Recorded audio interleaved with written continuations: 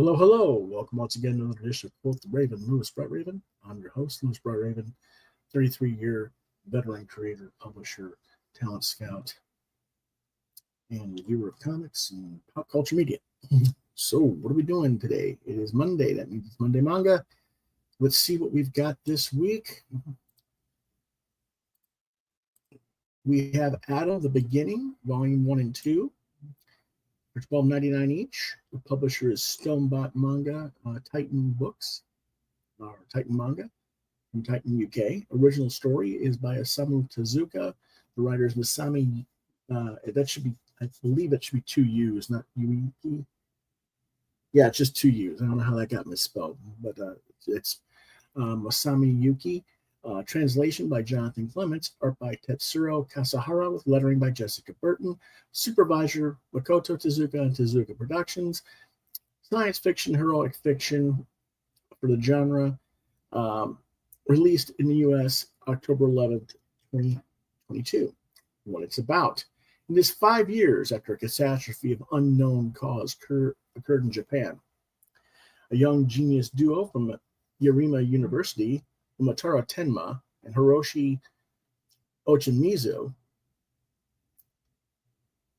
worked together to develop a new type of artificial intelligence called Bubstein. I mispronounced that. I thought it's Bubstein, I should say, which has an ego or mind. Equipped with that, they create an autonomous robot named A106, which is Adam in Japanese wordplay, which has a will and personality of its own. However, their Laboratory 7 is chronically short of funds. In addition, it is difficult for the local university faculty to understand them. So to earn funds, they participate in the robot wrestling tournament for the prize money. They win by exploiting the weaknesses of their opponents, and in the end, they shut down the previous tournament champion, Mars, in order to win the tournament and become the center of attention. And that isn't necessarily a good thing, because forces would use A106's AI for their own insidious purposes. Now it's up to Adam and his creators to navigate treacherous corporations, the military, and other would-be threats to protect not only Adam, but the AI technology as a whole.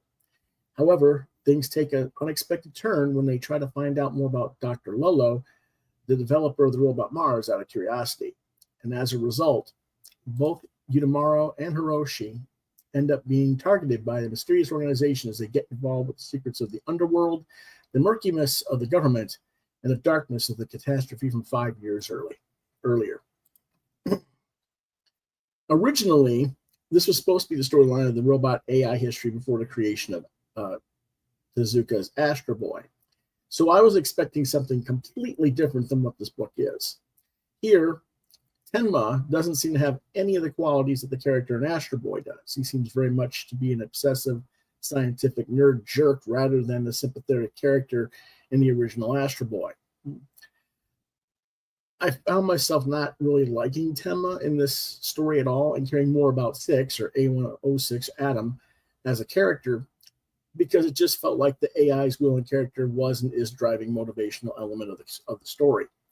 All too often, all Tenma wants to do is dissect the poor robot to see what went wrong whenever the robot doesn't do exactly what Tenma orders. It's like he's this brilliant scientist who doesn't understand what the hell he's invented and doesn't want to understand. And that's part of why I'm not really caring for this character as much as I did in the original Astro Boy. A truly purist scientific mind, as Tenma keeps claiming he has, is about understanding the universe around it, not destroying it to figure out why it's not working the way you think it should be. A pure science mind would be delighted to discover something wasn't what they already knew or expected, and be excited to learn new things and not be aggressively annoyed when things aren't going the way they think they should. And that's how this character gets portrayed a lot in the first 2 books. So I don't think that's being conveyed well in the character. It kind of makes me wish I could read Japanese, because then I could see how the character is being represented in the original Japanese version as compared to translation, because I do wonder if there's some element missing to the character in the translation, possibly. The story of Six and the battle of, or pardon me, the things he does to survive, particularly in the Robot Wrestling Battle League, is really fun to read. It's really easy to like the character, both in the visual design and in the personality that's been given by the writer.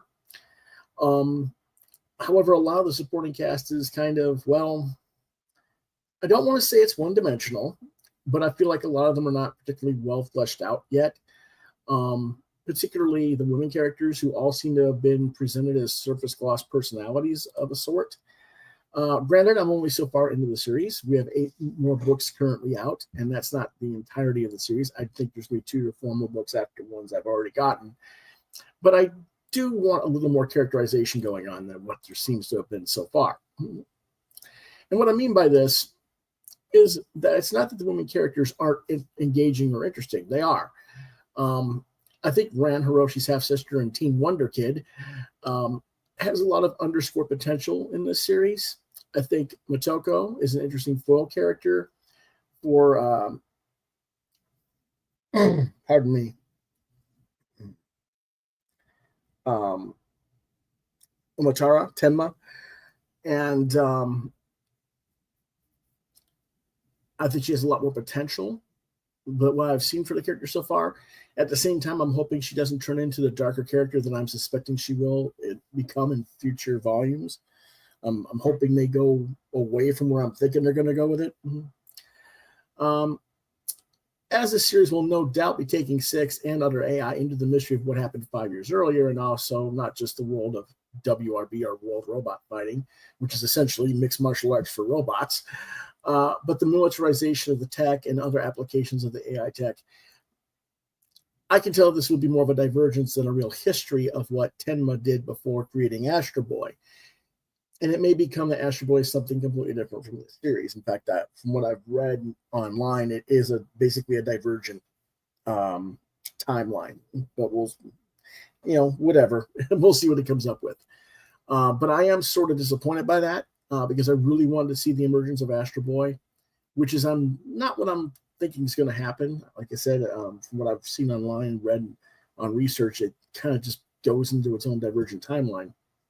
But I am gamely interested in what they are presenting and giving as a story. I just feel like it's more of an alternate reality than the prehistory of Astro Boy as was advertised by the market. And like I said, having looked up some information online, it does appear to be what it is.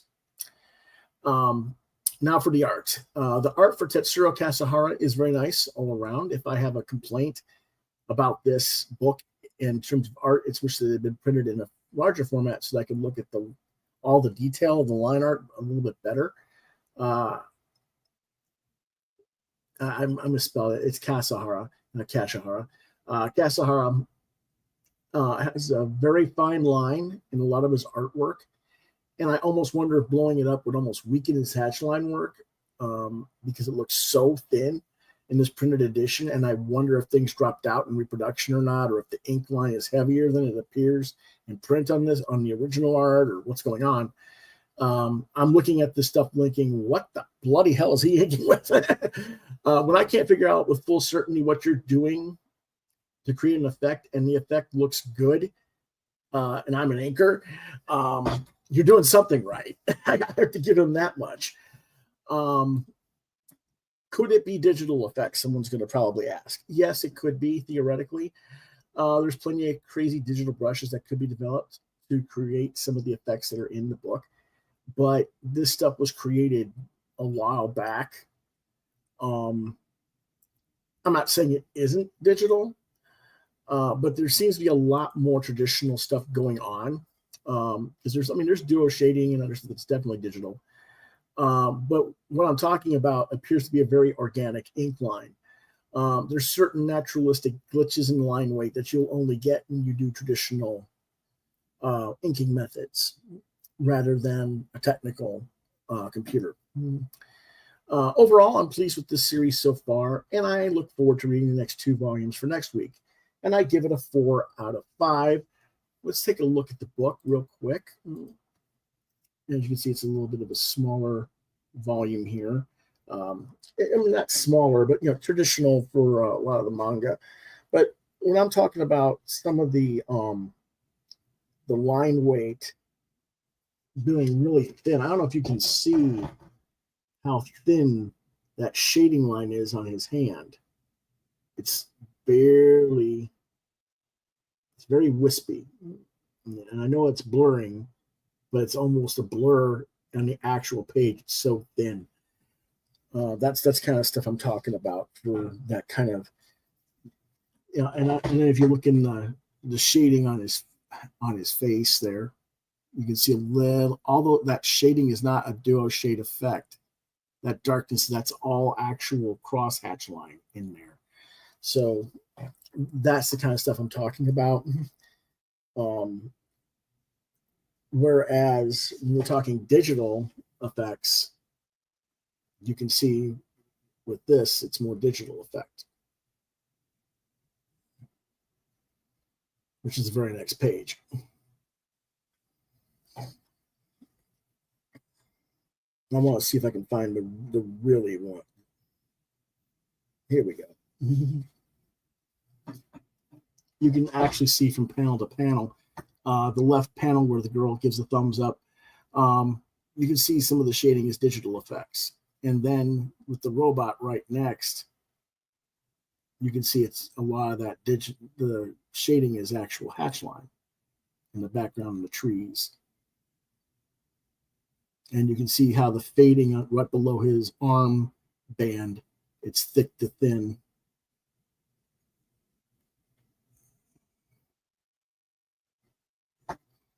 Little things like that are throughout this that make me kind of wonder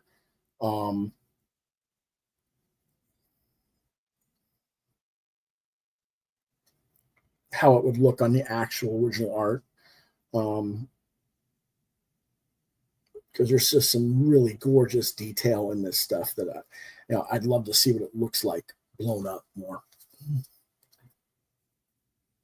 And Chris Paul is in the chat. That was from Adam Volume 1. Let's take a look at Adam Volume 2 real quick.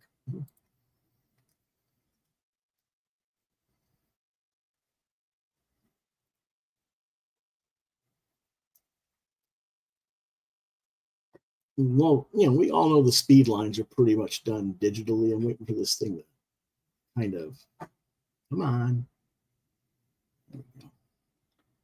Focus, you silly computer. Doesn't want to focus.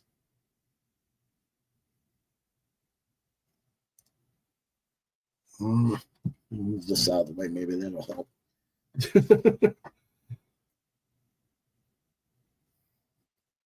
It's having a problem with there we go. All right, you can see the hatch lines. Pardon me, not the hatch line, but the speed lines are there. And those can pretty much be done digitally or traditionally, either way. It looks like it's probably done a little bit of both on some of these. But like the shading in his hair on the panel in the top left, that's not digital. That is an actual Procol sketch line. And I don't know if I can get it to focus well enough to reflect that or not on this. It doesn't want to do it unless I pull it far enough back. So I can't get it that close to show you, unfortunately. But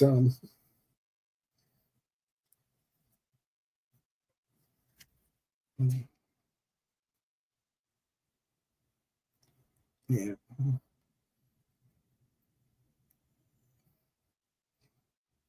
Now, Chris isn't a fan of the art style. I don't know why he's not.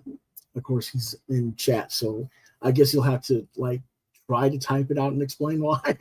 But I happen to I like it, but there is a lot of thin line weight to it, and that kind of maybe makes it a little more difficult to perceive depth perception on. It'd be interesting, like I said, to see the original artwork, to see what would be different. I was looking for a specific page and I haven't found it, because because I wanted to show you what I meant about that particular line weight glitch. And I'm not exactly sure where that page was. I should have marked it. Or not marked it, but put a bookmark for it. There we go. But anyway, yeah. That's that stuff. That's that.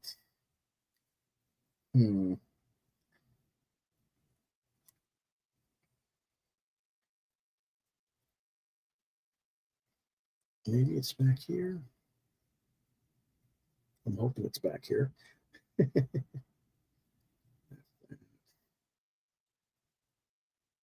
that.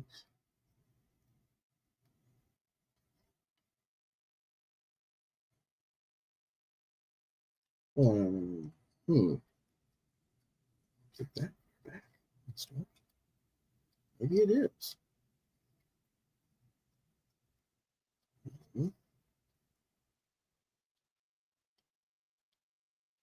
I don't know. Must have been in the second book, but oh well. He would probably have to see it close to render a final judgment. Yeah, I understand what you mean. Like I said, this is a little bit smaller text as well, or smaller print, I should say. But anyway, that was my review for the book. I give it a 4 out of 5 for the first 2 issues, and I'll review issues 3 and 4, or episodes 3 and 4, I guess, next week. I'm not as big a fan of the covers on these as I am on the first 2. The watercolor effects look kind of weak, but we'll talk about that next week.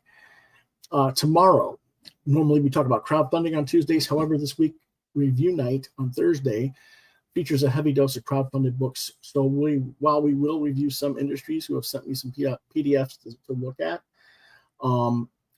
we're mostly going to be talking about going on within the industry, particularly the Diamond implosion after the buyout from Universal App Pop became official, and the public reaction to those events. What does our future hold, particularly for indie comics market in the direct market comics retail community?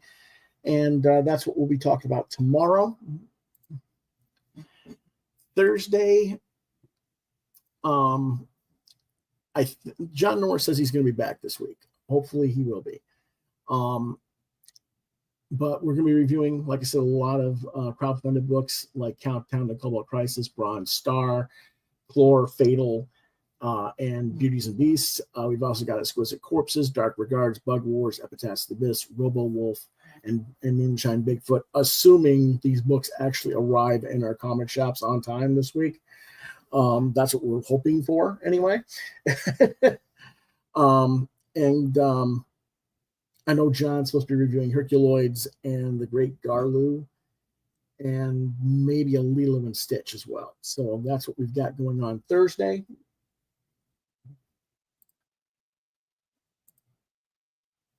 And then Friday, it'll be movie TV night with Batman Ninja versus Yakuza League.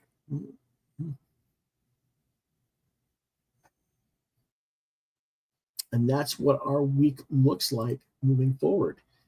So thank you for watching the Manga Talk, and we'll see you guys tomorrow at 8 p.m.